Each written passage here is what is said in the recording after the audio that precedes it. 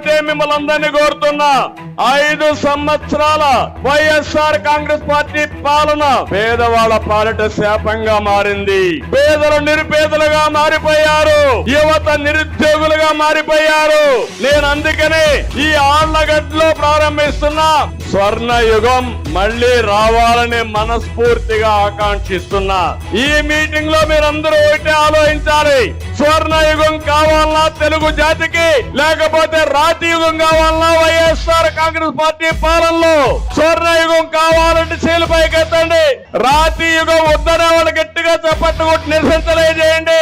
ఎందుకు నేను ఈ మాట వాడానంటే, నేనేదో అధికారం కోసం రాలా మీ దగ్గరికి. 14 సంవత్సరాల ముఖ్యమంత్రిని, 45 సంవత్సరాలుగా ఎమ్మెల్యేని, ఇప్పటికే 40 ఏళ్లుగా ఎమ్మెల్యే. ఎవరికి దక్కని గౌరవం దక్కింది, ఎవరు చేయలేని పనులు కూడా నేను చేసిన నిజాయితీ నిరూపించుకున్నా. ఈ రోజు నేను ఒక పిలుపు ఇవ్వడానికి వచ్చా.